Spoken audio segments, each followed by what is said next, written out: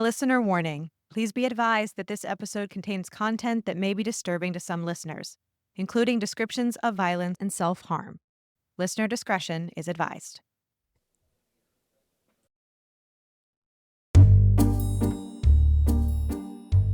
Life upon the wicked stage ain't ever what a girl supposes. I'm Jen, I'm Ashley, And I'm Olivia. and we are, in fact, three different people. This podcast focuses on true crime Under the spotlight of arts and entertainment. So grab your beverage of choice and settle in. Places, ladies. Here's our episode.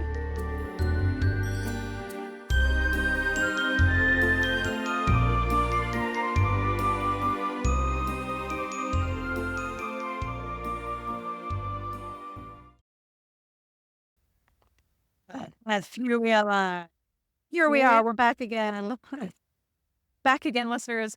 I sent a text to you, Jen and Olivia, this afternoon, and just right out of the gate, I'm so mad already. She's enraged. Yeah, I am so enraged. I was like, we haven't even started, and I'm already just like all fired up. Oh, So boy. I've got an extra generous pour of Yeah, you know. white wine today to just. I brought Jen's the carafe again, so we're carafe set. again. Just in case. I may I- also be enraged. I'm sure I need one of those. I need like a. Is it a Yeah. carafe or a decanter? What's the difference? Well, that's a between... decanter. You're so right. Yes, I lose my wine card. Yes. Bring it in sideways. You should know this. I should know that. That's when I bought it. See? When I was like learning about wine. Clearly, it was one of those like I crammed for the test and now it's gone. You dumped it. It's Yeah. gone. You know, it is a large container for very important Lid. liquid, and that's all that really matters. Yeah, I I love love it. 90s vibe today. It's awesome. I was feeling a 90s vibe because a lot of our story takes place in the 90s. So Yeah. we have the 80s figuring heavily, but also the 90s specifically. But yeah, I'm already enraged, and we really haven't even started yet.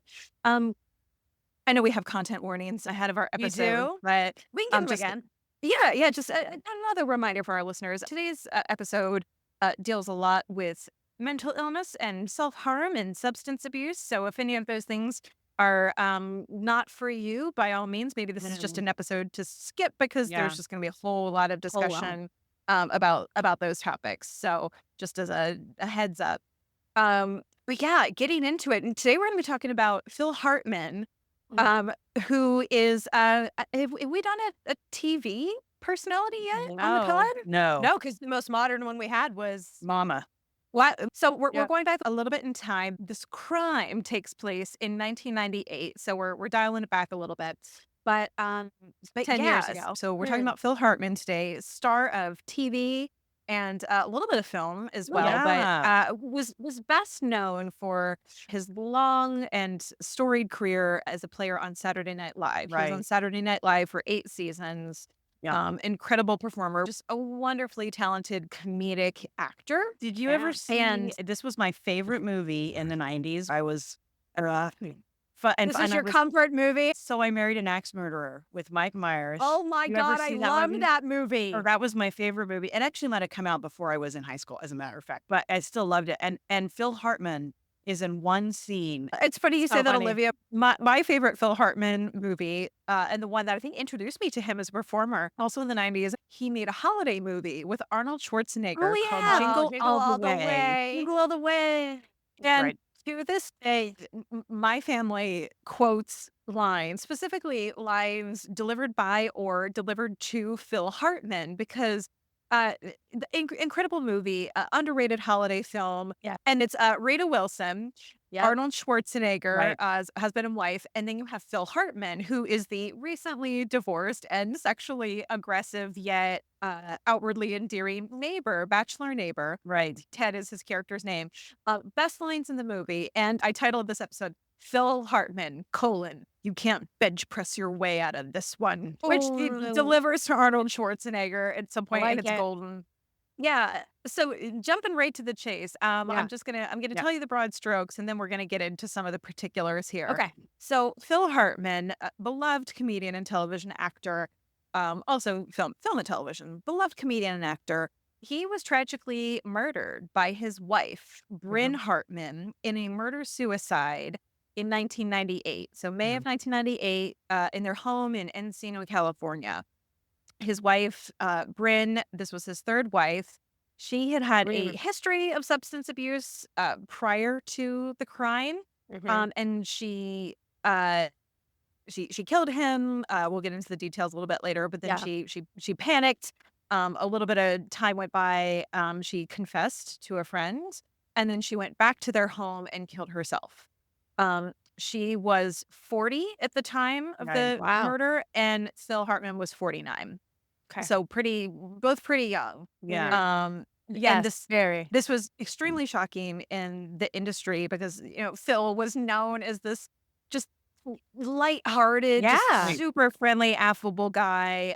We'll unpack a lot of, commentary about him from friends and peers and people who knew him. But he just sounded like one of the most delightful people to work with, and that he was an extremely giving performer and a really giving person.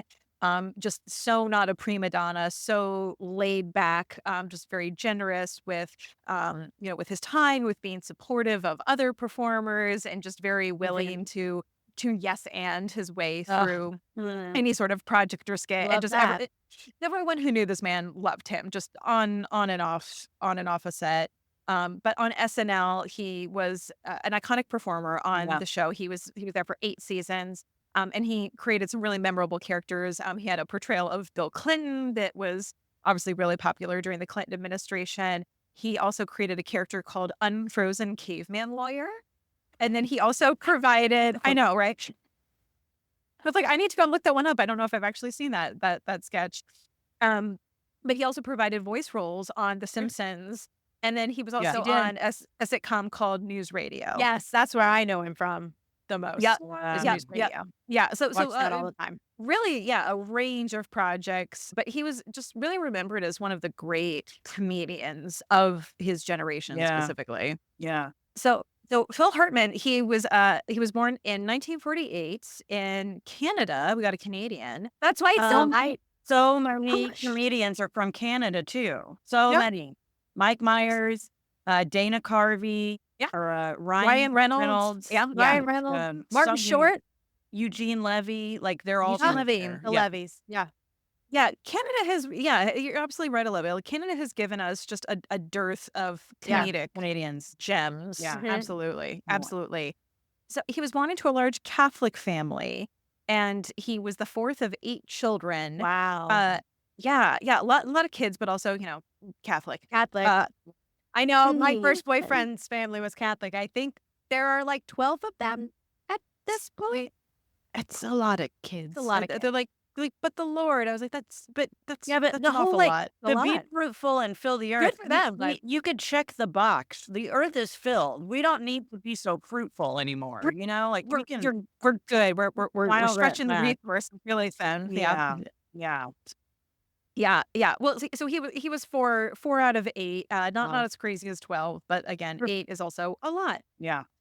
They moved to the United States when Phil was 10, and they moved to Southern California. They ended up living near Los Angeles. So he grew up mostly in the Los Angeles area, and just from early childhood, he had a great sense of humor. He also loved drawing, and he was apparently a really talented artist. But he was always looking for ways to amuse and entertain people. At the same time, he wasn't necessarily super outgoing. But he was described as somewhat of a class clown. But I guess in larger social settings, he didn't necessarily need to be the life of the party or the center of attention. So it was maybe a small group or among more close friends. People oh, Phil, be funny. But he wasn't that guy who was always performing per se. You know what I mean? Yes. Yeah, he didn't have to command the room. So throughout his education, normal high school, and then he went to study at Santa Monica City College, and he got a career in graphic design. So he wasn't initially planning to pursue life as a performer, but he left college early and went on the road as just a straight up roadie for rock band. What? Yes, he was just being a roadie. He's like, you know what? I don't know if school is for me. I'm gonna be a roadie. That's great. I just had this very chill lifestyle, I guess, throughout the 60s, and was just like, hey, Well, I don't know if he was like a quintessential hippie. I couldn't find anything about specifically like which bands he was with, but Huh. yeah, living his best life on the road. And then during this yeah. time, I guess it sounded like he continued to really like hone his design skills, and he started freelancing as a graphic designer. So then he started designing album covers for rock bands. And I guess Wow. he did like Poco and America, like some Wow. noted bands, Yeah. I did don't their album know. covers. I don't know them. Poco and American? I don't Yeah, know. America's a very big one. Yeah. So yeah, but Phil Hartman, obviously this was before designing with a computer was even Mhm. an option. Right. So he was doing it like the old Right. school way with like actually like drawing fonts by hand, which incredible, by the way. Yeah. Mhm. So in his 20s, he ended up returning to school, and he actually got his degree at that point in graphic arts. Okay. So he was pursuing, it sounds like, by all accounts, just a career as a designer. But then his career took a turn when he discovered his passion for performing and for comedy Mhm. specifically. This almost happened by accident from what I read. So in the mid 70s, he just started attending classes at the Groundlings. Uh-huh. Oh, Yep, yes. Yeah, yeah, yeah. the Groundlings. Yep. Which Mhm. is for those who don't know, it's a Los Angeles-based improv comedy troupe. Launched so many comedians' Very, yeah. careers. So think, we've talked about Eugene Levy, Catherine O'Hara, The best. so many people. But if you think about people who are really known for specifically for improv comedy Yep. in particular, and a lot of people who later went on to become big names on SNL, a lot of Mhm. those folks did first get their start with the Yeah. Groundlings. So he attended a show and just, I guess, was living in the area. He's like, hey, I like, arts, and I'm a funny guy. And, who knows what necessarily made him go there for the first Mhm. time. But he was just seeing a show as an audience member, just a guy rolling up, buying a ticket. And he was inspired by it. It spoke to him. Thought that looks super fun. It's like, I could do that. That could be Yeah. me.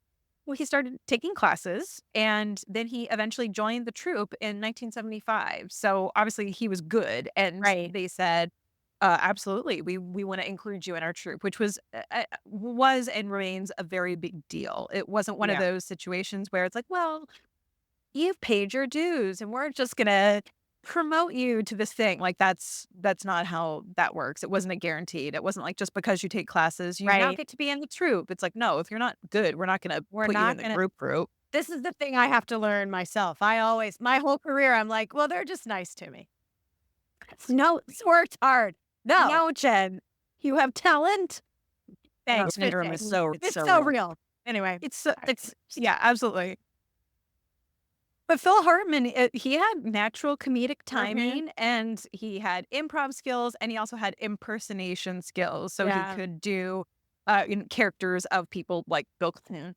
But this made him a standout in the Groundlings. So he was versatile. I think some comedians, performers of any kind, but comedians, like, they have a particular thing they do. And I know people have talked about this even with regard to SNL and getting cast, where they'll say, well, I don't do impressions. That's not what I do. I'm not known for that. So they didn't know if they would get cast because they're Oh, like, well, yeah. I can't necessarily do a character. That's not what I really do. Or Right. some people are the opposite. They're like, well, all I do is characters, but I'm not really as strong of an improviser. So I think it's noteworthy that he had a spectrum of skills in his Mhm. improv comedy toolbox. So Yeah. he had just natural comedic timing. He could do impersonations. He could do improv. He really kind of hit all the big boxes to be a truly great comedic performer. Yeah. And he, as far as like character acting goes, he was one of those people that could create a character so thoroughly that even though it was outrageous and ridiculous, it was so believable. You believed him. Yeah. Every time. It was so it was very it was like just enough Yes. rooted in reality to be like, oh, I know that guy. I Like, know that that's guy. I know that guy. Mhm. That's totally possible. Yeah. Yeah. Yeah. Yeah, well, and like the neighbor that we talked about, like Ted in Jingle All the Way, is a great example of that, because it's like, of course, it's outrageous and you're in this Yeah. family holiday action comedy. And at the same time, you're just like, oh, I've met that asshole. I know that guy. I love guys. we, we all know a Ted. It's just like hugging a little bit too long, just like Awooga. embracing Rita Wilson. Oh, we're gonna this. Yeah, we all know him. Yeah, it's great. So during his time with the Groundlings, that was when he met Paul Rubens, who was the actor comedian Pee Wee known Herman. to Pee Wee Herman. Yeah. Yep. So they met there. Genius. Yeah. too. And here, Olivia, I didn't know this, but apparently Phil Hartman co-wrote Pee Wee's Big Adventure. What? I need to remember if I knew that or not. The 1985 film Pee Wee's Yeah. Big Adventure. Yeah. They wrote that I just together. That's right. It's like that's like a vague memory I have in the back of my mind. But yes, Mhm. yep. So also a writer. I mean, incredible. Yeah. And then he played the role of Captain Carl Yes. on Pee Wee's Playhouse. That's right. That's right. So I think that was one of his more, that was one of his early roles on television where it's like, okay, you've been performing with the Groundlings, but that's more, that's an in-person show. If you're not attending the show, you're not going to see him. So Right. this is him really breaking into a much larger audience. So at this time, he was doing this mix of graphic design and acting. He was like, I'm not going to quit my day job. But after he was with the Groundlings for a couple years, his career really as a performer began to take off, and specifically following those Paul Rubens projects, because again, he's now getting wider exposure to his work. So he started appearing in more like small TV and film roles throughout the 80s. But his big break came when he joined the cast of SNL in 1986. The year Theory also entered the picture. What a great year. What a for good the world. year. What a great year. It's like, I'm coming on the scene and Phil Hartman is on SNL. also, Like, Perfect. what a combo. That's to be. And so he quickly became a fan favorite, and he was, again, known for this incredible range of characters. So impersonating people like Bill Clinton, also Frank Sinatra. And then Oh, I he's don't remember that. creating, I do. yeah, and then he's creating original characters as well, Yeah. like the aforementioned unfrozen caveman lawyer. But they called him, I thought this was lovely. I was like, oh my gosh. Lorne Michaels said this, but a lot of different people said it, that he was really a key player within the troupe. And his nickname was the Glue Oh, because he was reliable and he gave steady performances that often helped pull the whole sketch together. So just reliable is important, everybody. distant, and people were like, Okay. you can always count on Phil. And that he was gonna find a way to make it work, or he specifically, either as a writer or as a performer, was going to bring something to the scene or something to the sketch that just made it click. Yeah. Yeah. And again, was also just this uniting force as a person, and just a truly lovely human who was, by all accounts, extremely giving and collaborative. So everyone was like, oh, Phil the Glue, like this is what Yeah. we needed to bring it all together. I know. I love it. I know. I was like, I love it so much. He sounds like just what a delight to have been able to work An with. actor's actor. There's An actor's actor. There's some people that I hear about that I think exactly that. It's like, God, I'd love to work with them. They just must be a joy of a human Yeah. being and a joy to work with. And Yeah. that should be the bar that everyone aspires to. Yeah. And it's like you hear the expression, casting for the green room, especially on certain projects where we're going to be in this for a while. Gonna be in And here for a while, yeah. yeah, and I think it's one thing, and we've all been there when sometimes it's just stuff happens, but you end up working with people who may otherwise be really talented and at the same time are just insufferable off stage or in the green room. And then you have, like you said, those performers who are just a delight. And, we all know a lot of them ourselves. And like, all you have to do is say their name and everyone goes, oh, I love so-and-so. Like, they're the best. Phil Hartman was, it sounds like, by all accounts, a delight to work with. And ultimately, his work on SNL earned him an Emmy Award in 1989. So also, he was regarded by his peers, but also regarded by the powers that be at the That's Emmys. nice. 'Cause that doesn't always happen. So that's really, really nice. No, like you have those MVP performers who, again, critical, but they don't always get that recognition. But he got that recognition, which was really, really cool. He also gained popularity for voice work on The Simpsons, and he voiced characters like Troy McClure and Lionel Hutz. Yes. And then he was also on the sitcom News Radio, which we mentioned before, where he played the egotistical, self-absorbed news anchor Bill McNeil. And he had just like this deadpan humor and like very distinctive vocal intonations that just made him this really memorable presence on the show and on a lot of different projects, like we talked about, where it's just enough that it's wild and wacky, but it's also still completely believable and just grounded enough to just really strike that perfect tone. So we're going to get into his personal relationships now a little bit. So before his marriage to his third wife, Phil was married twice before. Right. We have to get through the other two. I know. We got to talk about these other two women who, by all accounts, were fine. These women were fine. So we had Gretchen Lewis, who was his first wife. They were married only for 2 years between 1970 and 1972. So not a lot is known about this relationship. This was really before he was famous or noteworthy in any way. They divorced after, I don't even know if it was fully 2 years. It said about 2 years of marriage. But he was still figuring things out professionally. He had not even joined the Groundlings yet. So this is when he's still like, I'm designing, I'm doing work with graphic designer Phil, right? He did. Yeah, she got designer roadie. I'm taking a few. I was going to say, she said, wait, you don't want to go on the road anymore? Right. What are you talking about? Yeah, so different guy, different situation. And and again, he was also younger then. So fast forward 10 years, 1982 to 1985, he was married for the second time to a woman named Lisa Strain. And she was a real estate agent. Their marriage lasted 3 years, so a little bit longer.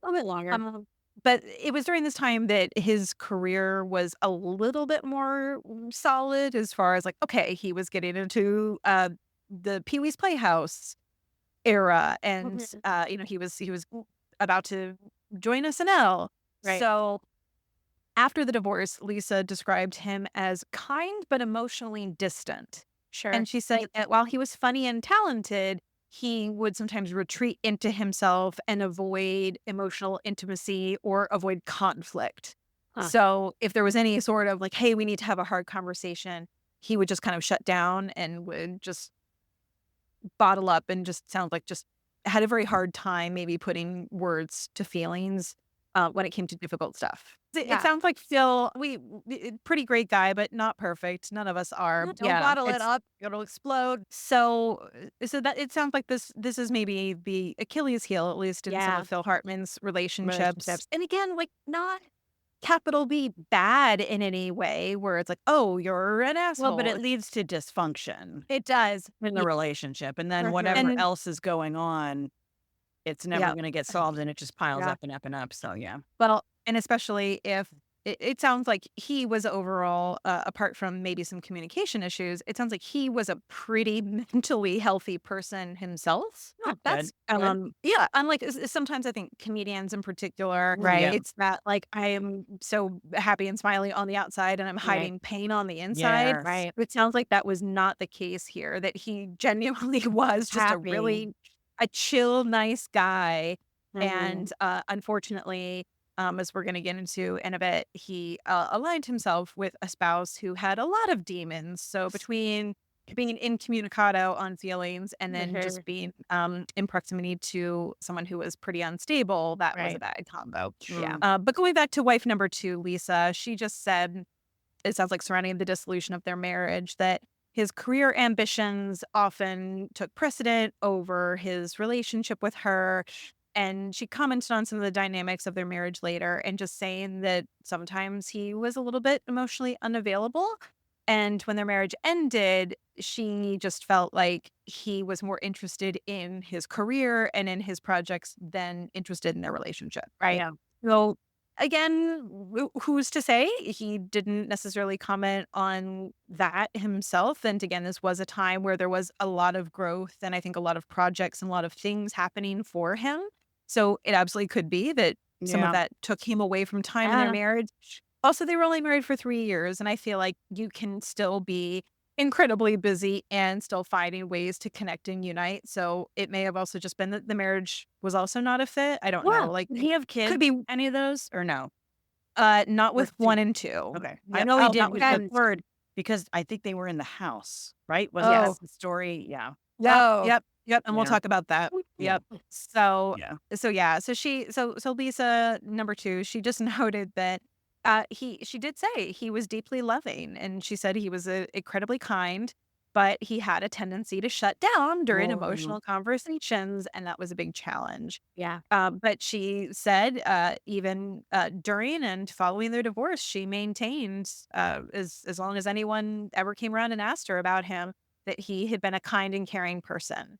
So again, it seems like some communication issues there, but Right. again, like she did not have neither of these women had a bad word to say about their ex-husband. So Wow. like just and I think that takes a lot, especially Yeah. after a relationship has been ended. I'm sure there's a level of disappointment there, and it has to be bad enough that you're going to say, okay, I can't stay married to you.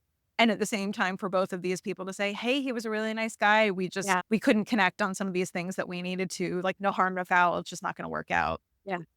So, Yeah. so now we're going to get into number 3. Unfortunately, third time was not the charm, Yeah. but up rolls our, we're going to call her our villain because she not Our convicted, antagonist. but definitely murdered a man. So we have Brynn Omdahl, I think is how we say her last name, Omdahl. That sounds right. Yeah. So after his second divorce, Phil met Brynn Omdahl. She was 29 at the time. And she was 28. And She how became old a was he? You're gonna make me math, Olivia. Oh, he's like Uh, 9 years older or something because she was 40. Yeah, Okay. yeah, like Okay. like 10 years, yeah, somewhere in that mix. So she's 28 when they meet. They got married the following years. They met in 86. They got married in 87. So uh, they met essentially the year he joined SNL in 1986. Okay. So yeah. I was just going to say that. important detail. So their marriage initially great. Initially, it's incredibly loving. It sounds like it's passionate. They're by all accounts really into each other. But big old but. There were quickly struggles stemming from Bryn's insecurities, substance abuse issues, and tension caused by Phil's rising fame. Yeah. So all of this, it sounds like largely went unchecked and really just went from bad to worse and was just a mounting issue in their relationship until the ultimate tragic outcome in 1998. So their whole relationship spanned 12 years. Okay. So Bryn was actually born, her first name was Vicky Jo Omdahl. I guess she changed it at Very some point. different. Yeah. Yeah, went from Vicky Jo to Bryn. To Bryn. They don't say this, but I'm assuming she changed it for professional reasons. She wasn't feeling wasn't feeling Vicky Jo. She was born in April 11th, 1958 in Thief River Falls, Minnesota, which I was like, Thief River Falls. What a great name. Yeah, Thief River Falls. Let's more on that, please. But I know. I want to know. Is that where all the thieves went to? Like that was their home? I don't know. It sounds, I was like, this sounds like a very cool place. I'm sure it's incredibly low key, but she had a fairly low profile life until her connection with Phil Hartman. So she grew up in a middle-class family in Minnesota, just really not a ton of details about her childhood, but apparently she was lively and she was attractive. She was an attractive. She's very pretty, don't you know? Up She there was in Minnesota. She was Minnesota. Yeah, Minnesota. So she was pursuing a career as a model from a pretty young age. Oh, yeah. So as an aspiring model performer, overall, she wanted to be famous. She wanted to be somebody. She sought a career in the spotlight. She was a Kardashian. She just wanted to be famous. If that had been a career option, Jen, she would have absolutely. She could have been a very happy reality star. Yeah. If she had been born in a different time, she probably would have, and maybe none of this would have ever happened because which is Yeah. absolutely not an excuse, but No. very much a factor. So, Yeah. like many aspiring Interesting. performers, she moved to LA because she wanted to pursue a career as a performer. Mhm. So, like I said, she wanted to be famous. She wanted to make it big. She wanted to be a household name. She Yeah. wanted attention, but her career just never took off. It just did not. I know. And it's like statistically speaking, becoming famous as an actor is Yeah. really, really hard. I read it something, someone had done the math and they did a study, and it was something like how many high school students are in drama Yeah. throughout the United States versus how many people major in theater or acting versus how many jobs there are for performers on Broadway. This was specifically focused on Broadway. It was like, Broadway, are you sure. going to make it to Broadway? And it was like, the statistic was just, Right. it was shockingly It is. small. It's It was so small. Yeah, it was one of those, like, you have almost as much chance of, like, being attacked by a shark or bad, but it was like, this is vanishingly small, and not to say that you shouldn't have dreams and you shouldn't have aspirations and you shouldn't go for it. And at the end of the day, I believe there also comes a point to be pragmatic and say, hey, you just might, whether it's, lack of talent, whether it's tight, whether it's timing, whatever it is, you do not seem to have the ability to support yourself full time as a performer. You might want to consider some other stuff, and not to say that you should stop performing, but you're probably not going to Broadway. You're not going to be a star. You're probably not going to win an Oscar. It's Yeah. probably this, just statistically speaking, this was really unlikely for you. It is. Yeah. It is Also, making it, I think happening. making it to Broadway, there's a misconception that once you make it there, that's That's it. You're in. That's a Always it's a have to do permanent it. status. So Yeah. yeah. I mean, it's It's like not. you still have to audition for the next gig. I had my best year, like, in 2021. I made 2 movies. I was the lead in one of them, and I was like, this is it. It's not. I feel like it really should be talked about more, what it means to be an actual working actor, not Yeah. a star. Because you could be a Yes. working actor. But it's not on Broadway, and it's not in Hollywood usually. It's somewhere else. Well, and that is, again, like, you're talking Well- about for yourself, you as a working actor based on the people that you grew up with, and you are a tiny part of that statistic. You're famous to us. Thanks. From Canada. And Canada. And That's in right. Canada. But you can also go to Publix without being mobbed by Thank fans. God. Well, Phil Hartman was essentially becoming a household name, but Bryn over here was not, and not even close, not by a long shot. Right. So she had, it's some moderate success as a model in the 70s and 80s, and she had some small gigs and appeared in catalog work. She did Some look up because lifestyle work from Minnesota. in Minnesota. Well, I wanted to see because I was like, oh, she was like a catalog model. Like, was she in any What catalog? noteworthy? Yeah, what catalog? Any Anything noteworthy Penny campaigns? Spears, Wishbook? LL Bean? Yeah, tell me. And nowhere could I find in any search results any like notable Oh. brands or campaigns. So again, truly, just I don't know what kind of Right. catalogs, but nothing Listen, that was even Avon. noteworthy enough. Yvonne. Yeah. She is our No. village. She's been wiped from history. It's fine. And maybe that's part of it. Like, and Yeah. I'm sure now brands are not like, oh yeah, that woman who like killed her husband. Yeah, she Sure, was in our Phil catalog. Hartman? Because everyone still knows Phil Hartman's name, I feel. I feel like he's somebody who's Yes. kind of transcended He's- generations, which is wonderful. He has maintained absolutely, Mhm. Jen. Yeah, but no one wants to cop to be like, oh yeah, we hired that Oh, yeah, crazy we man. hired Nobody. her. Yeah. Which I can understand, but yeah, there's nothing remaining that I could find. And again, if anybody knows, Yeah, tell us. Tag do us write on in and Instagram. let us know. But I could not find anything or find any images of her in any campaigns that were noteworthy. Similar, she had a few minor roles as an actress, film, television, teeny tiny. But again, just did not establish herself as a prominent figure, which was really what she wanted. It was not, it sounds like for her, it was not about just the joy of performing. It Yeah. wasn't about the craft. It wasn't about the people. It wasn't about, she was like, I want to be famous. He was like, I'm done with these co-stars. Get me. Yeah, She was number one. Yeah. she wanted fame. And, I think there are so many performers who, whether they're working actors or they're people like myself, who I was like, I pay my bills differently, but I love performing and I do it because you love excuse me. it. Yeah, I do it because I love it. Or I do it because I'm excited about a project or I'm excited Yes. about a show. And if I get paid a little something cool, but I'm not counting on that money because I'm supporting myself elsewhere, and that's fine. Yeah. I do not get the sense that that was the case for Bryn. She was just like, what can I do to become famous quickly? I don't care please, what and it thank is. you. Yeah. I don't, yeah, I'm just, I need to be famous. I need everyone to notice me.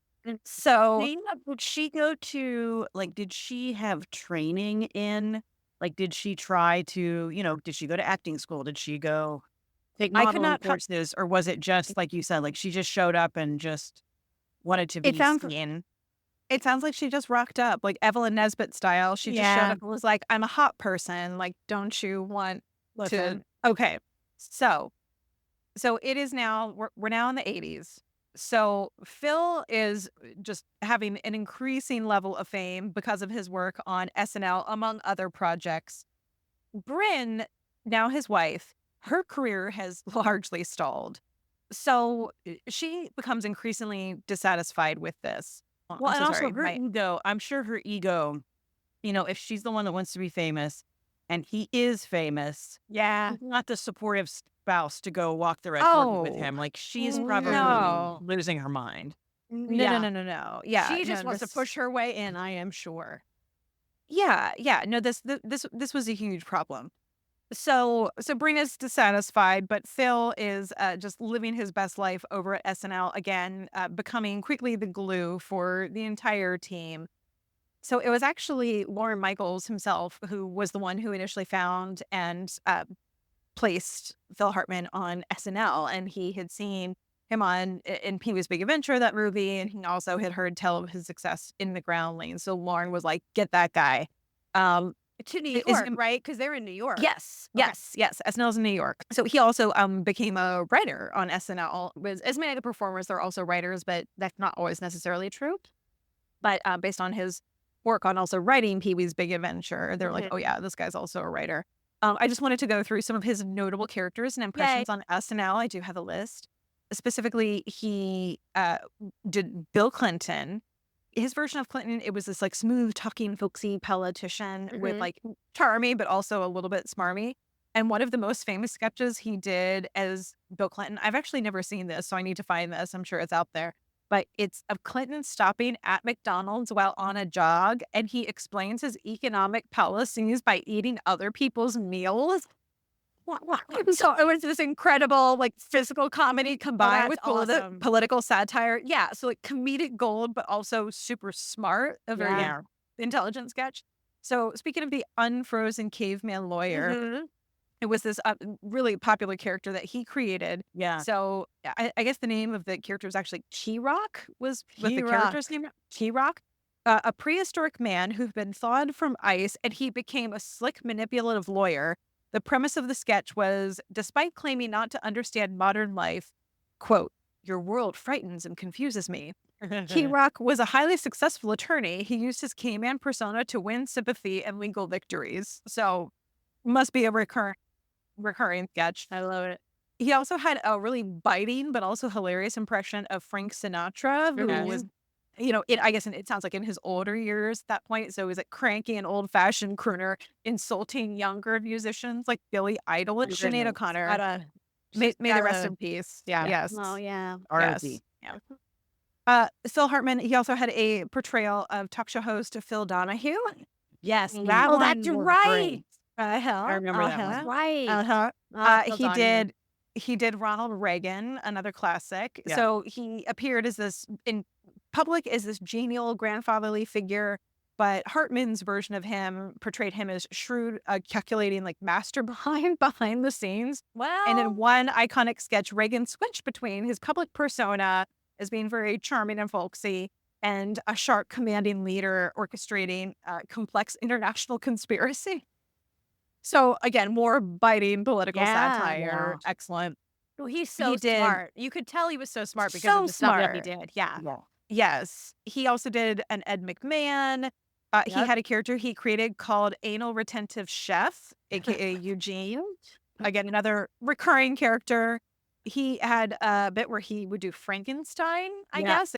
Yeah. So we're gonna see if maybe we can find a couple clips from any of these and maybe toss them up on the gram. But he won a Primetime Emmy for outstanding writing for a variety program in 1989 for his contributions to SNL. So that's when he won his Emmy. So 3 years on the show, which pretty amazing, was when he won his Emmy. He was nominated for a bunch of other Emmy awards during this time for both his performances and his writing. After his death, he was inducted into the SNL Hall of Fame, and he was remembered as one of the greatest cast members in the show's history. Oh, yeah, for sure. Yeah. So he left SNL in 1994. Again, he was just getting flooded with all these opportunities. I mean, it's like his wife is sitting at home, not being hired and just being pissed off. So again, 1994, he's been on SNL for 8 years, but he had a starring role in the sitcom News Radio, which we've talked about, and he was continuing VO work on The Simpsons. So his departure. What now? He's busy. I mean, he's working all the time because you have a weekly show coming out. Yes. So you're there 5 days a week and then doing the voiceovers too. He's busy. He's real busy. He is. And it seems like, there's that sense of like when you haven't, he did not grow up or come up necessarily wanting to have this career as a performer. Right. And it has happened for him, from the time he got into we're not even to the 20-year mark yet. Right. From like we're in 1994 now. So you think about this time that, he was working as a graphic designer, he was doing all these other things. This career was, I think, maybe almost a little bit of a surprise. And like, Sure. I didn't have this on my bingo card, but hey, here I am. And I think wanting to make the most of it and make the most of those opportunities, and you don't know, what's going to come next or how long that's going to last, or you don't.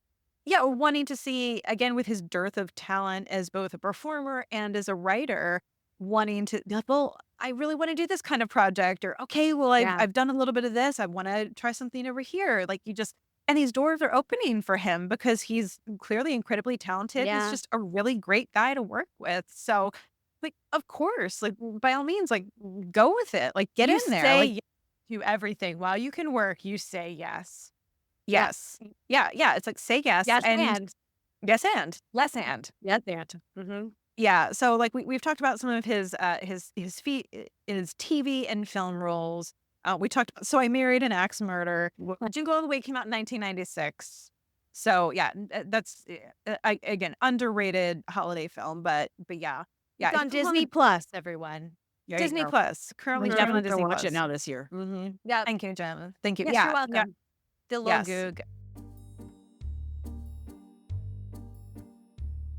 Hey friends, Jen here, and we hope you're enjoying this episode of Life Upon the Wicked Stage. Just a few quick reminders. If you're looking for any of the visuals that we've mentioned in this or any episode of the podcast, make sure to follow us on Instagram at Wicked Stage Pod or Facebook at Life Upon the Wicked Stage. If you want more, please join our Patreon by searching the Wicked Stage Podcast. There you'll find ad-free episodes, videos of our recordings, mini-sodes, behind-the-scenes content, giveaways, and so much more. And the most important side note, if you like the show, please give us a nice rating wherever you listen. It sounds silly, but it's still the best way to get the word out and support us in this crazy podcast world. Well, the lights are blinking, intermission's over, so grab those snacks and another drink and enjoy the rest of the show.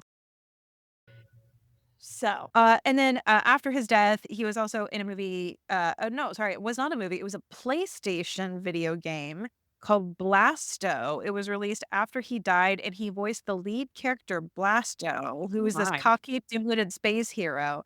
So again, like VO work, but for even a different type of medium. So he was really just doing all kinds of stuff. He was film, television, video games. I mean, my gosh. You do it. I voiced a video game. I have no idea what it is. I signed an NDA. I have no idea. When it comes out, I will, and I'll let everyone know. But it was fun. Yeah. Fun. Yeah, like in a different type of VO work, right? Yeah. Because, yeah. Very Or cool. just like, take that. Like There was that, some or- like you're in a booth. It's really cool. You're in a booth and they had a thing on your face so they could like get your facial expressions too for the like character. motion capture. Yes. Oh. And the director is on the other side of the wall, and literally you only have your lines, and they're like, say it like this. And you do it. And they're like, okay, now say it like that, but also add this in. And you would do it. And I had like, I think 4 hours set aside. I think I was done in an hour. So I hope they'll ask me back. It was a lot of fun. When I find out what it is, I'll let everybody know. But yeah, it's very different. And you have to just, because you don't know, unless you're Phil Yeah. Hartman and doing the lead character, you know. But If if I you're had a just- little bit more You context. probably had a little more context. But if you don't have context, you're just like a side quest or a side character. You don't know what's going on. The director's like, say it like this. And you do. And they're like, thanks. See ya. Here's your money. Wow. You don't know how it fits in or anything. No. No, I crazy. crazy. And so No. someday I'll get an email that's like, hey, you did this video game. It's out. Surprise. And I'll tell Wow. everybody. And I don't play video games. So someone's going to have to play and like tell me. Yeah. Wow.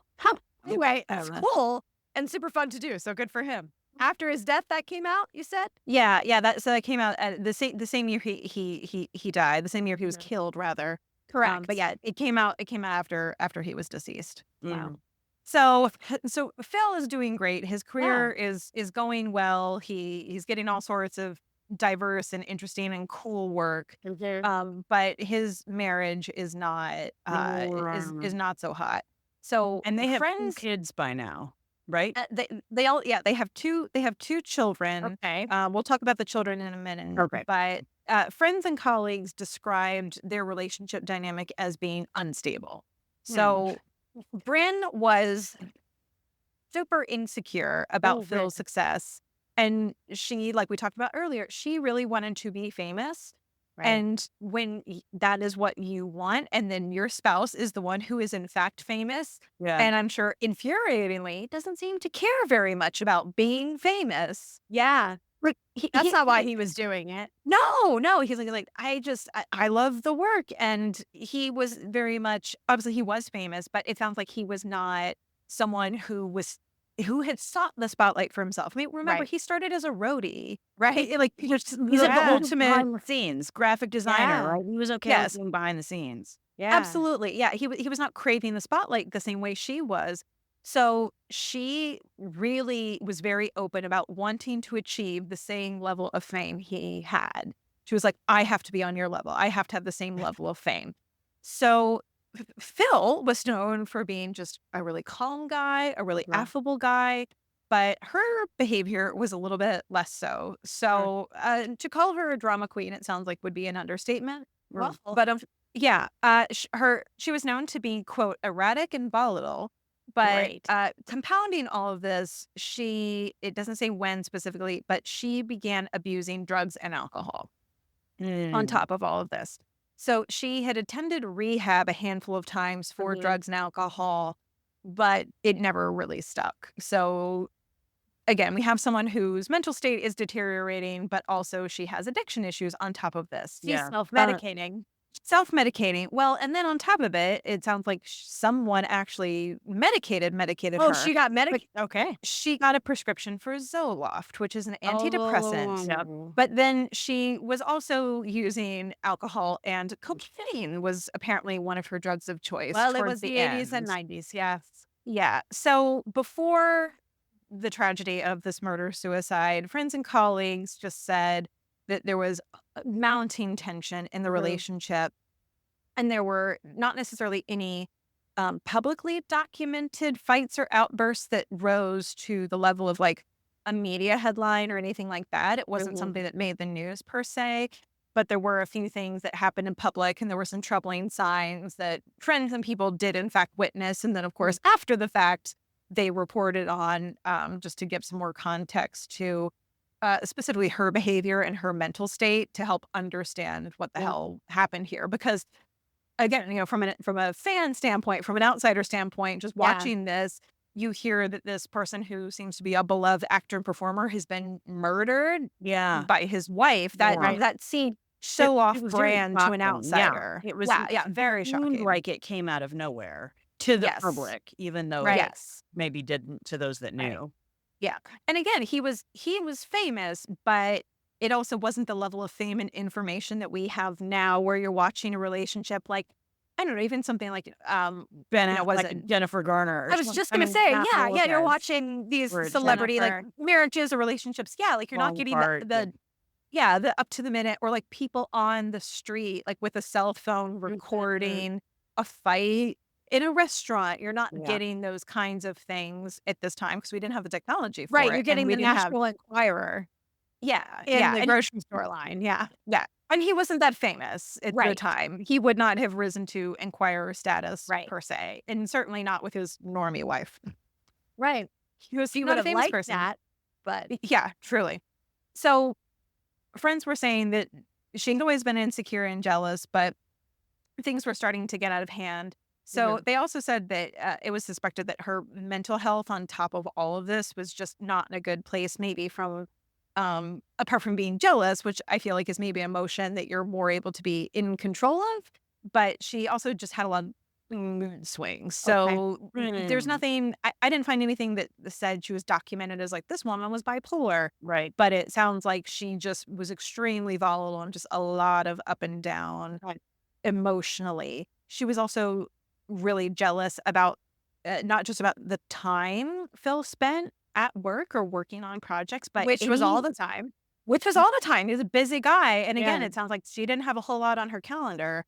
Other than maybe like just taking care of her kids. kids, Which, yeah.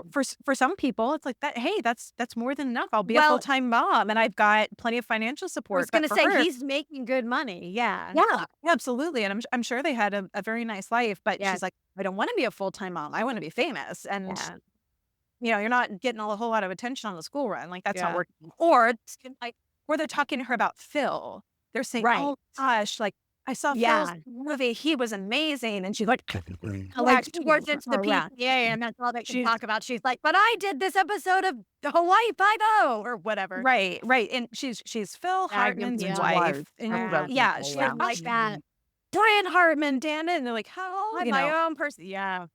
Yeah, so No. she's jealous about the time he spent at work. She's also jealous, apparently, of any contact he had with any women, both personally and professionally. So Christ. again, there was no evidence that she had any reason to be jealous or upset in any way. But it was like, I saw you standing near a woman, and now I'm outraged. So And he's standing near a lot of women and touching women and kissing women. It's part of his job. And it's not romantic, guys. It's not romantic. like Not- he's embracing Rita Wilson. She is Yeah. happily married to Tom Hanks. He's in her her own only, way. it's the only person he follows on Instagram. He loves her so much. But it's like Also, he wasn't like a romantic lead in movies. It's No. not like it was No. that. It's not No. Brad Pitt. No, offense, but she's Phil. like, I saw you near that woman. He's like, yeah, that's the director. I'm gonna be near her a lot. He It's has gonna to happen tell me how to again. do things. Yeah. Yeah. So it was reported by a lot of friends and insiders that they were having increasingly tense arguments, mostly at home. But again, like we talked about with his first two marriages, Phil's emotional go-to was to shut down during down. arguments and avoid confrontation. Which is going to So- make jealousy so much worse. So much worse. And that's absolutely right, Jen. So this withdrawal reportedly frustrated Bryn. This just sent her even further down the spiral. And especially when she was under the influence of drugs and alcohol, Sure. would even become more physically aggressive with him. Oh, no. Yeah. Oh. Yeah. So according to some accounts, again, her behavior was maybe unstable, just sort of at the baseline, but it was made worse when she was either drinking, which it sounds like was a lot, or if she was using drugs. And specifically, like I said, cocaine seemed to be her Also- drug of choice. Antidepressants, you have to be careful with alcohol while you're on antidepressants do. because it can Yeah, like it says on the warning label, folks. Of It enhance hell. the effects of alcohol. So Yep. You sure do, Olivia, which now we're going to go on a little sidebar, which I Whoa. call sidebar : all caps, drugs. We're going to talk drugs. drugs. Olivia, that was the perfect segue. Yes, You're welcome. Zoloft is an antidepressant. So Zoloft is actually, we're going to use some clinical nomenclature here. Okay. So it is a selective serotonin reuptake inhibitor, also known as SSRI, yeah. This could treat depression and anxiety, which it sounds like by all accounts, Bryn was struggling with at the baseline. But in combination with cocaine in particular, it Whoa. can be really harmful for a series of reasons. So, serotonin, you can get something that's called serotonin syndrome. So, it is a potentially life threatening condition when there's too much serotonin in the brain. So, Zoloft, as an antidepressant, it is increasing those serotonin levels by blocking the reuptake. And then cocaine can also affect serotonin and other neurotransmitters like dopamine and norepinephrine. So Yeah. when you're taking them, when you're taking them together, the stimulant effects, it can trigger this extreme like flooding of serotonin to your brain. So you can become extremely agitated or confused. It can increase your heart rate and also like shoot your blood pressure way up. You can then have like sweating and shivering like physically. It can lead to muscle rigidity or tremors. So you're just like you're so like locked up. It's almost like and a then, seizure. Yeah. well, in extreme cases, seizures, unconsciousness, or death. Yeah. And, So- and a stroke. It can also cause stroke. I've been on an SSRI for many years, so I'm keenly aware of like what you cannot take with it. Right. Because it No is cocaine. rare, but Yeah. So I had to cut back on the coke, guys. I had to limit it. Kidding. So No, in addition, it can also, this combination, shockingly, can also make your mood disorder worse. So Zoloft, again, it's prescribed to help stabilize mood in individuals with depression or anxiety. But cocaine can cause high highs and low lows. So if you're already struggling with some amount of maybe like bipolar or even just, big mood swings, cocaine is only going to make that worse. So you're also sort of undoing the work that the Zoloft is trying to do. Right. Yeah. Cocaine on its own can lead to increased anxiety, paranoia, depression, and irritability. So over time, this can actually make the swings even more severe than they were to begin with. So you've taken a problem and you've just made it so much worse by adding this other substance to it. It can also, cocaine just on its own, can also, if you have suicidal ideation, it can make that much worse because, again, you're making any sort of mood swing you had that much stronger. It can also, Hollywood, it's everywhere. She's Hollywood, 80s and 90s, widespread availability of cocaine. I don't know if what their living situation was when he was on SNL, if they like moved to New York. Oh, or if they had sure. Home and not New York too. She killed him in California, so I'm assuming at least maybe had some amount of moving around. Bi-coastal. Yeah. For sure. Well, and he'd been out of SNL for a little while, right? That's right. Yeah. He was out for almost. he was probably doing news radio. Yeah, it was that like 5 years at that time. Yeah. Yeah. So it can cause a whole bunch of cardiovascular issues, which we won't get into. But cocaine, bad for the heart. Who Bad knows? for you. Don't do it. We'll try it even once. You'll get hooked. But like we said with You're welcome. For watching you. Okay. like Don't do it, guy. but like I've we said never done it. I just say don't. Say no to drugs, kids. You heard it here Take first. no to bad. drugs. The Wicked Stage Pod wants you to know. If you didn't know already, again, spoiler alert, cocaine use in general can also lead to increased impulsivity, paranoia, and other erratic behavior. Again, hugely problematic for someone already dealing with mental health issues. But if you're using Zoloft or any other antidepressant, it can also intensify feelings or those impulsive feelings and can really fuck around specifically with decision making. And also fuck around with impulse control with regard to aggression or anything like that. So, so again, it's like, hey, thinking of making a bad choice, we're just going to remove any sort of barrier to that bad choice. Chronic use of cocaine, it can worsen the depression over time and just making the cycle of dependency with like the rise and the crash between cocaine and Zoloft. Essentially, it's something where it's only going to get worse until you get off of both. And like we talked about, she went to rehab a handful of times, but it never stuck. So this was just this was a mounting behavior. And she was, it sounds like was potentially abusing the Zoloft at a certain point. Yeah. Certainly was abusing cocaine as an illegal drug, but even the Zoloft, she was obviously not using it as directed in combination with cocaine and with alcohol. Yeah. Yeah. So bad. Right. But how was she as a mother? Are there any reports of like did they have a live-in nanny that took care of the kids, or Yeah, did she right. want to be a mom, or did she not want to be a mom, and this was part of her frustration? Or I'm just Just wanted to be curious. famous. Yeah, I Yeah, wonder. I don't have any information on that specifically, Olivia. I'm assuming they had, I'm sure, some level of help. I don't know if that looked like a nanny or anything like that. But most of the information on her really does focus around Phil. By contrast, was extremely loved being a dad and was very I'm much sure he did. a caring, doting, involved parent. He called Mhm. his kids like the best things that ever happened to him. Yeah, what you want. Like, you're like, I Mhm. hope Phil Hartman was a wonderful father. And by all accounts, he was, and was Mm. just so excited and invested in his kids, and was there for them as much as he could be, like, to see their different activities or different things they were involved in, Mhm. and was just really believed.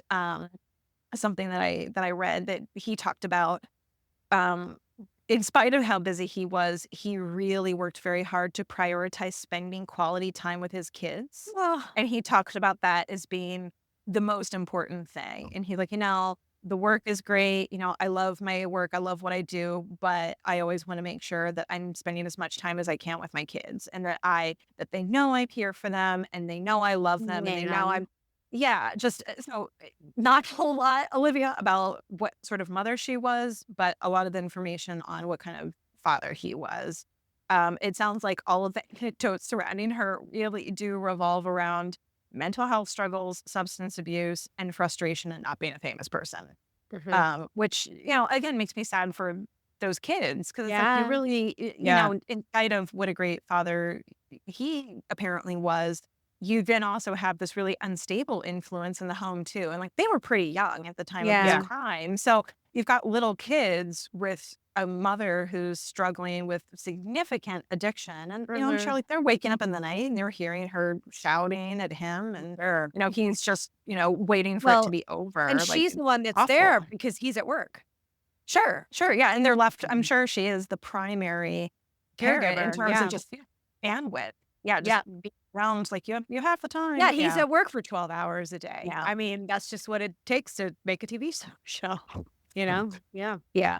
So people close to him, again, this wasn't super public, but people close to him and people that he worked with, particularly colleagues from SNL and from News Radio, the TV show he was on, they were very much aware of the difficulties in the marriage. Mhm. Sure. So according to producer and writer Joe Bodalai, I think is how you say the last Mhm. name, Phil had mentioned that Bryn had threatened to kill him at one point during an argument. Oh. So this was the canary in the coal mine. Yep.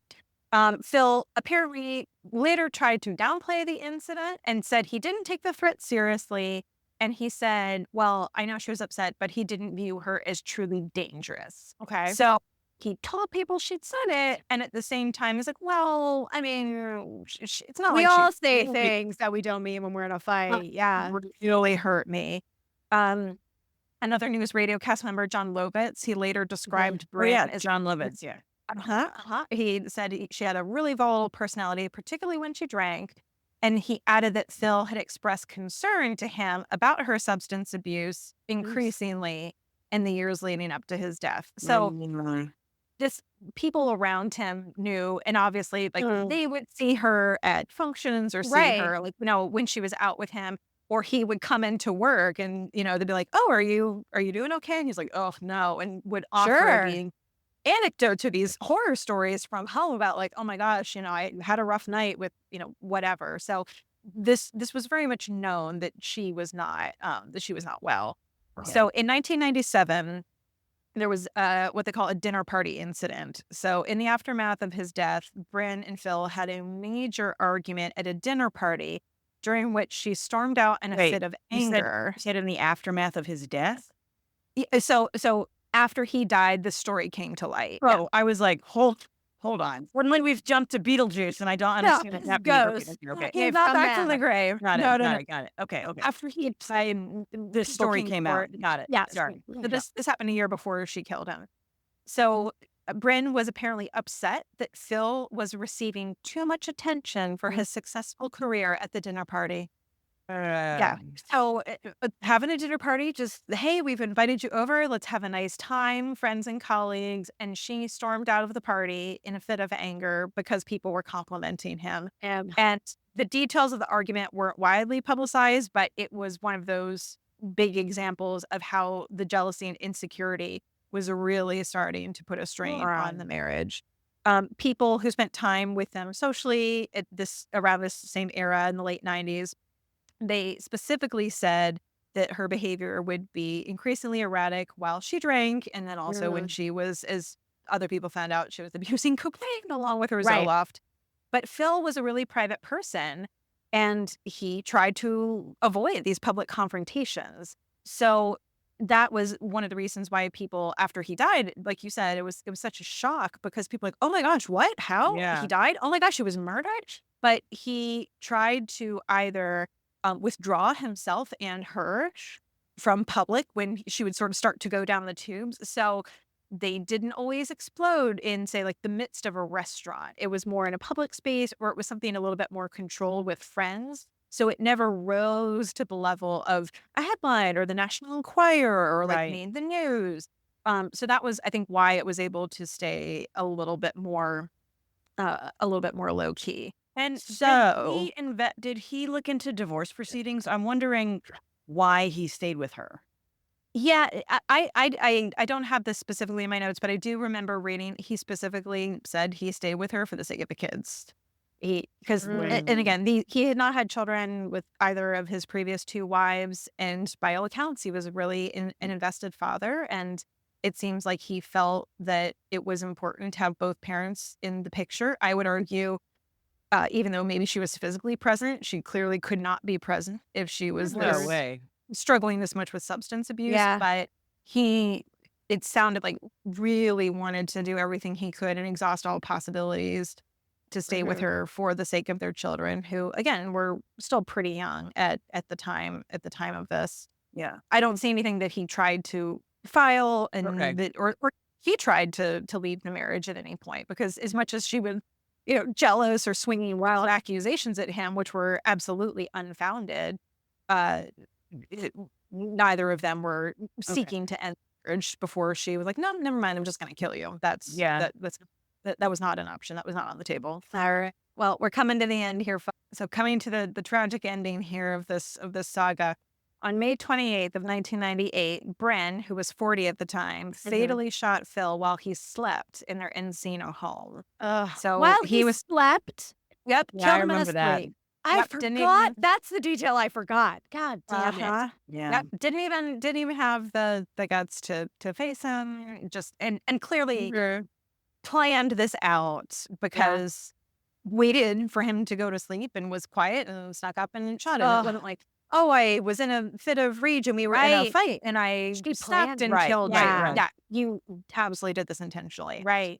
So after she shot him, she fled to a friend's house. Now, this part I don't recall this part. Okay. Yeah. So she went over to a friend's house, and I have the name of a friend, and of course now I can't find it. But she went over to a friend's house and confessed. Oh, Ron Douglas. I'm sorry. Ron Douglas is the name of her friend. And just a friend? A guy? It sounds like just sort of like, she went to this person, Ron. Help me. Yes. Just sort of, I don't know. It sounds like I have a friend. Well, I have Olivia. I have a friend. I got you, girl. I got you, lady. So Come never right mind. over Never here. mind. We Never will mind. take care of it. We will take care of it. We've had this conversation before. I just edited it. So never mind. But so she I don't know if she panicked or she was just sort of in a, who knows what, obviously her mental state was not good because of what happens a little later that night. But she went over to Ron Douglas's house and she confessed to killing Phil. She said, this was in the morning, right? Was this the morning? This was in early mornings, nights. Yeah, like late night, early morning hours. Okay, got it. Okay. Yeah, so she goes, tells this person that she's killed her husband, and Ron Douglas, I guess, accompanies her back to their home. So it's like, so he's like, I'm gonna take you back over there. I don't have any information on this. If maybe he didn't believe her or was just like, what are you sure? Like, it was just, I'm sure she was extremely agitated. She was Right. probably Yeah. high. She was probably drunk. Like, she's probably not making a He's whole lot of probably sense. seen her like that. If they're friends, he's probably seen her like that Well, that before. could be too. You know, Yeah, or yeah, not never seen her like that. So he's like, hold on, let's figure this out. yeah, and so they go back to the house, back to her house with Phil, and then she runs into a bedroom, and then she takes the gun and kills herself While the While friend is he's there and the while the kid. friend is there. Yes, yes. So Yikes. she kills Phil. She leaves the house, confesses to a friend. They come back to the house together. She then locks herself in a bedroom and shoots herself. God, and it's like she and the wanted a kid- witness. Almost, yeah. And Yeah. the kids were in the home. That's the part of the story that I thought was just Yep. so awful when I heard the story Yep. on the news. Yep. Was that the children were in the home. Yeah. Which again, and like how selfish Yeah. and Yeah. horrifying that is. She clearly thought it through enough to plan this out, to get a Yeah. gun to wait for him to go to sleep. But it's like, could you have maybe like not sent your kids to a friend's or done this Right. at some other time? Like, hey, I don't know, schedule a vacation for yourself. Like, chill them in a hotel. My God, you have to do this in your home while your children are sleeping down the hall. Like, what the fuck? So she did not leave a note or any sort of explanation. So again, her state of mind is open to some speculation. At the same time, Yeah. investigators did find that she had time. Investigators did find the time of the killing alcohol, Yeah. cocaine, and Zoloft in her system, and all with mental health and alcohol, cocaine, and Zoloft in her system. And so, Yeah. And then I wondered, since there's no Yeah. suicide note, I'm wondering, what was this intended to be a murder suicide, or was it intended to be a murder to get herself the fame she wanted? And then Right. maybe reality kind of came crashing down, and she's like, oh my God, I don't know. Just like, I Right, wonder if the suicide part was not planned since there was no note. I don't know. yeah, you never know, Olivia. I don't know.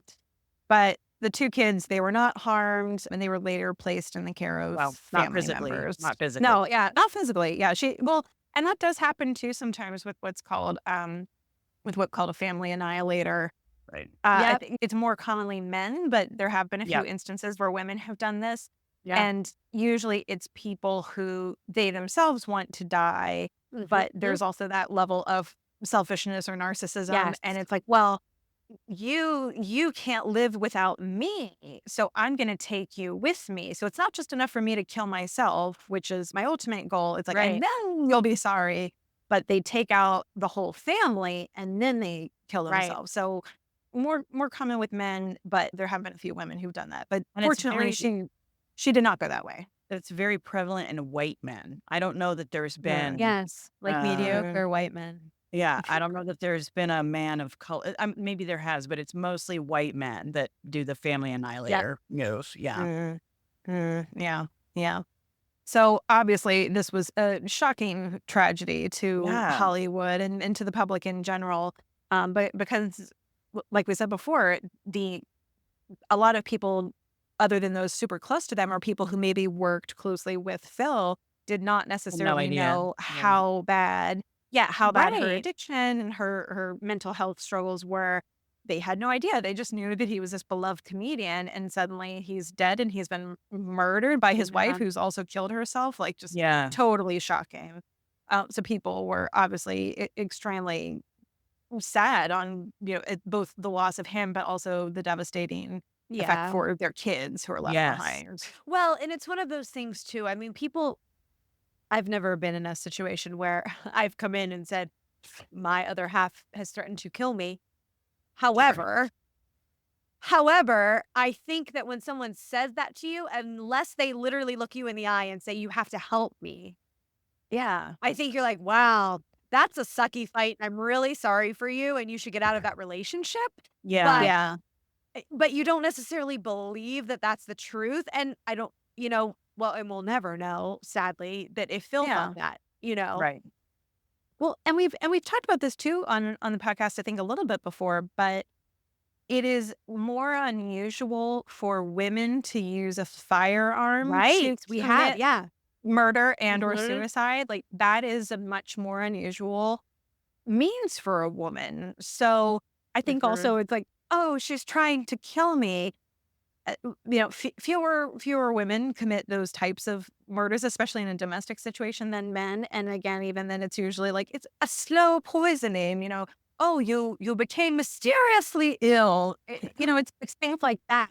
Oh, As you opposed taste to almond in your soup? I'm so sorry. yeah, Arsenic in there. you hear about Yeah. things like that. I feel like more so than just outright like, oh, I just shot you in your sleep. That is Right. not usually the Unless female MO. it is passion, Mhm. or self-defense.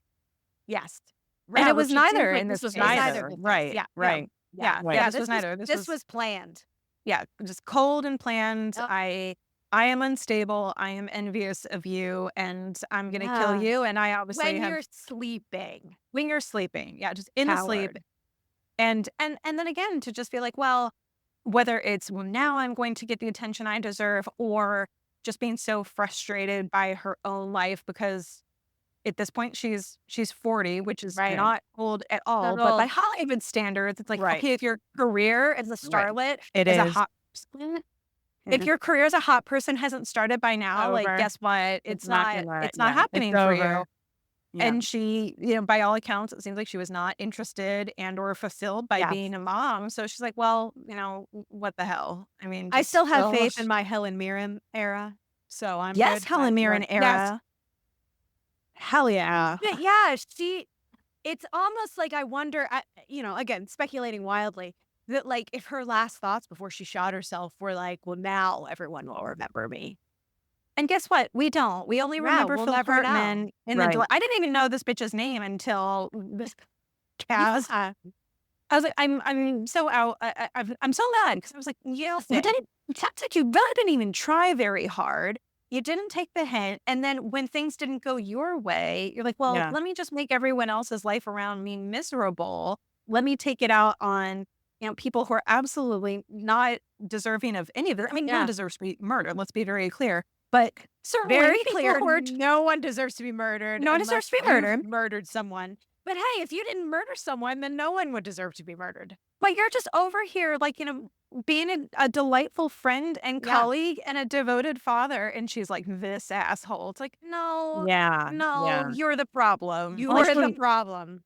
Like the kid. That was, Yeah. there absolutely no thought whatsoever. So, No. No, there know- wasn't. yeah. Do you know what Yeah. happened to the kid? Oh, I was just Yeah, gonna ask so- that, yeah. Yeah. I have a whole section on this. So they had a son and a daughter. So his Mhm. son, Sean, was born in 89, and his daughter, Bergen, was born in 1992. So they were 6 and 9. At Oh this- my yeah, Yeah. God. I remember that Yeah. they were really young. Yeah. Yeah. Formative years. Young children. Yep. So they were placed in the care of Bryn's sister, Catherine, and her husband, Mike. I hope they they're lived- good people. It sounds like they were. Okay. And Yeah. they lived in the Midwest. They were away from the spotlight, and they raised Sean and Bergen in a stable, private environment. Okay, Great. good. Well, And I Kept hope them they got safe. them Good. lots of therapy. Lots. Oh, yeah. and lots. Mm. And Oh, yeah. So Talkspace, Sean- sponsor us. Yep. So Sean has Rolling on. maintained a low public profile. Good. He had no interest in being in the spotlight. He is reportedly interested in art and music and shared a Aw. lot of his father's Like, creative I was just going to say he's passions. going to be a roadie. Well, he A has graphic not designing roadie. yeah, and he's dabbled in those things, including like music production and graphic design, but That's he has cool. not pursued any sort of career in entertainment or the spotlight. And clearly, he has kept his personal life as he's now a young adult. Yeah. He's 35. He has really just been a private citizen, and Yeah. there's really not a lot about his current life or whereabouts. Where did you Uh, say they were raised? I'm so sorry. It just says the Midwest. The Midwest. So, yeah, Minnesota, probably, because that's Probably where he was Minnesota. from. Yeah. Okay. yeah. Yeah, but same with the sister. She really avoided any sort of media attention Mhm. during her upbringing. She did go to college and got a degree in communications. Okay. So a little bit more public facing, but in 2015, she appeared publicly at a ceremony where her father was honored with a star on the Canadian Walk of Fame. Oh, they have Canadian. Oh, Oh. I am here to inform you that this does exist, and I Phil love Hartman it. had run there. So Where is it? Is it in Vancouver, Toronto? Where is it? I don't know. I'll need gonna to find look up out. more information. I'm gonna Google it. You keep going. Yeah. Yeah, but she has spoken a little bit more publicly about her father's legacy, and she's been involved with some philanthropy. She's married. She was married in 2018, but again, is Aw. very much a private citizen. Yeah. That's wonderful. Shared a few details about her life on social media, but is just very much interested in being a normal person and not Right. necessarily not pursuing a celebrity life. But it sounds like both kids were They're okay. raised They've well, made like, it okay. as okay as you can be Right. after Right. something like Like that. that. Or worth it. Um, Yeah. Yeah, the kids did inherit. It says their parents' estate, but let's be honest, it was Phil's estate. So Yeah. that had been put in Yeah. a trust for them, any sort Good. of money he had. So they were given access to that when they Yeah. came of age. Okay. So yeah, so it sounds like that the aunt and uncle really did provide them some Good. stability after Wonderful. that, and they were able to get the Well, and- support they needed. And he had so many, like he was one of 8, right? Is that what you said? Yeah, Or but it hopefully. sounds like they had as stable of an upbringing as you could have after something like Yeah. this. Yeah. Because it's like you've lost both your parents at an extremely young age, and also at a very public way, Very because public. people, you, the child, you're not a celebrity, and people Yeah. don't know you, but they know your dad, and I'm sure they were aware of that to some degree of his Of course, celebrity, or yes, of at that his age, notoriety. yeah. And even going forward, but not only had you lost both parents, and one of them is a celebrity, but you've lost them in this extremely violent, and I'll say also taboo fashion, Yeah. like murder, suicide, and the suicide specifically, to be saddled with that, and that is now sort of the thing that you hear, like Hartman or Phil Hartman. It's like you're The now family legacy. known. That's the family legacy. That's it now. Yeah. Yeah, and it's up to you to then say, or rather to say, okay, I'm not going to let this define me or Right. become. This isn't going to be the central focus of my life. This Right. thing that Right. happened when I was really young, but not so young that I wasn't aware of what happened or what was happening. I don't know. I mean, I know sometimes there's not specifics on this one way or another, and I know sometimes kids can sleep through a lot, but gunshots Gunshots, in your yeah. home. I would be very surprised if they didn't at least wake up to one or both of those, and Yeah. just the Right. Or trauma what of is that. that? Even. Yeah, you what is know? Is that a that? firework? Like what is Yeah. it? Yeah. Yeah. It always amazes me in these, not even just murder suicide, but someone that kills their spouse and there are children Mhm. involved, that they don't calculate the fact that they're going to lose both parents. If you're Yeah. killing your spouse and you Even if you don't kill yourself. even if yeah. you do not You're die done. by suicide, you're going to jail because Yeah. you can't No. kill someone now and get away with it. It doesn't happen. Like that ended in the 70s with all the serial killers. We have There's DNA. too much surveillance. There's too much You know, social media. Unless But- you're Olivia, who has 2 sets of DNA with twin, That's right. you can't DNA get away with evidence. it. So it just amazes me that doesn't factor in to their thinking at all. And I guess that goes back to a mental illness, Well- to like narcissistic disorder, personality here's the- disorder. Yeah. The other thing I was thinking of to kind of like frame how much she wasn't Mhm. thinking about her children.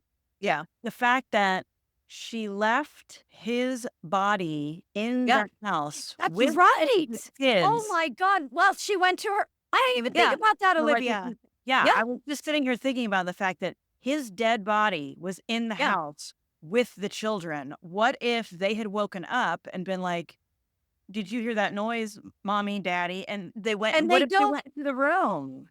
Yep. Yep. Oh my God.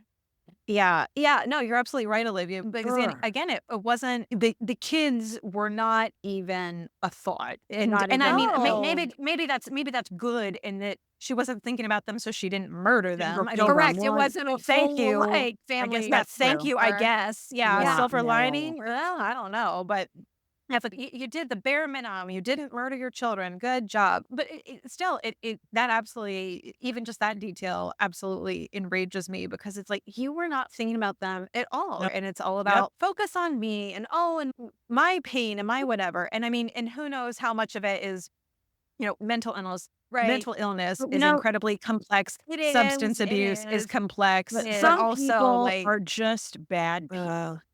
Like yeah, sometimes I'm not Yeah. and because you can have a mental illness and be a completely good human being. You know what I mean? yeah, Like one is yeah, not true, yeah, you can have one without the Yeah. other. Right. So I just wonder if she was just a horrible behind the facade of hot, Right. and yeah, The passionate. hot Minnesotan. Yeah. Minnesota, yeah. Behind that, I think was she yeah. just actually a really egotistical person who then started trying to numb herself with Right. Yeah. medications Right. and alcohol and drugs, and then it just damaged her brain, and this horrible thing ended up happening. Well, and Yeah. I think something else to that point too, Olivia, that's interesting about people in a murder suicide like this. It's interesting to me that it's like it was not enough for her to just take herself out. Right. Where it's like, okay, you feel clearly that, assuming she didn't kill herself in the aftermath of like, oh shit, like what did I do? I guess What I'll did I just kill do? myself now. Yeah. Assuming that this was the plan all along, it's like, why can't you just take yourself take out? Why yourself do you have to take this person with you? Like why this is so unnecessary. I And that's agree. where I think I sort of look back to maybe like the beginning, the early years, Yeah. because it does sound like this was a downward trajectory, but it really did start with. It sounds like it started with the jealousy, and it started with her own frustration. It wasn't like, oh, he met her and she was just unwell. It wasn't about that. It No. started with, hey, I met you right at the cusp of your fame, and I thought we were both going to be famous. And then, Yeah. oh, it didn't work out for me. Mhm. And, whether or not she had any sort of like pre-existing mental illness, there doesn't necessarily seem to be documentation of that. Like, we've talked to other people. I think about the episode we did about Evelyn Nesbit and Harry Thaw, and it was like Yeah. from early childhood, he was a car crash. Like he Right. was just, He was a fucking mess up in and they knew school. it. Yeah. Yeah. He was violent his whole life. That does not seem to be the case here. This really Yeah. sounds like it was, okay, she was really resentful. And so she started abusing alcohol, and then she started abusing drugs. And then she introduced the antidepressants into the mix, and it became this downward spiral cocktail. But it's also one of those things where you could have chosen something different at any time. And I know the addiction train is obviously incredibly hard to get off of It once is. you're in It is. that. Yeah, But it's like, absolutely. no one made you do this. And it doesn't sound like she was necessarily in an environment with him. Like he wasn't abusing drugs. He wasn't abusing alcohol. So it's like you sought these things out for yourself, I'm sure, to cope with the disappointment that was your career. Yeah. And it's like you invited this in, or you Right. invited a lot of this in to a degree where maybe you took something that was certainly a problem, but maybe it was a more manageable problem, Yeah. and you just kept pouring gasoline on the fire. And of course it ended in tragedy, both for Yeah. yourself and then you took others with you. So Well, to like focus on a positive of the Okay. legacy Yeah. that you Let's left please. behind. Yes. And Yes. Jen, did you find out where the Canadian Walk of Fame is? I did. Yes, It's in Toronto. it's in Toronto. Go Amazing. visit it, everyone. And I I'm bet gonna go visit it. it's much cleaner than the one in California.